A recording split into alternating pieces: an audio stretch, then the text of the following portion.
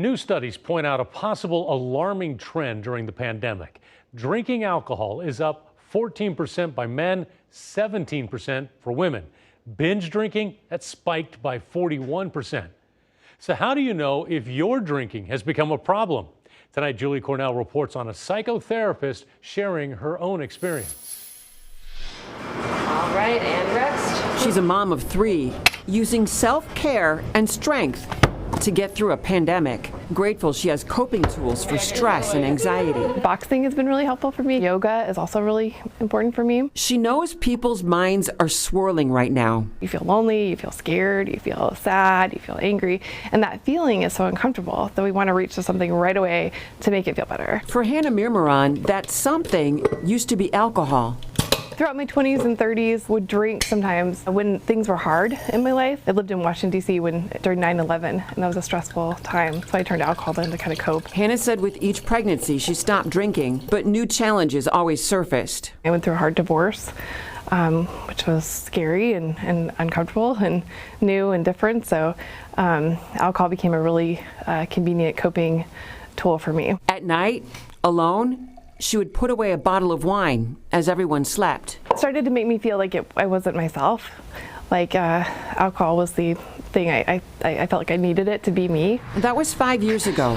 I made some changes in my own life and have addressed a lot of things and feel grateful that I've had the support to become now a little bit better. And something else about Hannah, she's been a psychotherapist for 15 years and now treats patients from a different perspective by removing labels. My belief is that I don't think anybody needs to label themselves as an alcoholic or to even say that I have alcohol use disorder or that I'm an addict. I think sometimes it can help to say I'm using alcohol or drugs or something as a coping tool and it's having some negative impact on my life and I want to stop or to look at that. She operates much of her practice as a life coach, avoiding diagnoses and typically not billing insurance. Sessions are about wellness. We look at what can we do and what can we talk about that's going to make your life get better. Where do you want to go from here? Instead of diagnosing you as a sick person, looking at you as a healthy person that's actually making a huge choice to better their life and their family's life. Hannah says you might be using booze to cope if you spend most of your time either thinking about drinking or recovering from drinking. When it's creating a problem in your life and it's creating either health consequences or memory problems or problems with your relationship and it's just not making you feel the best that you can be.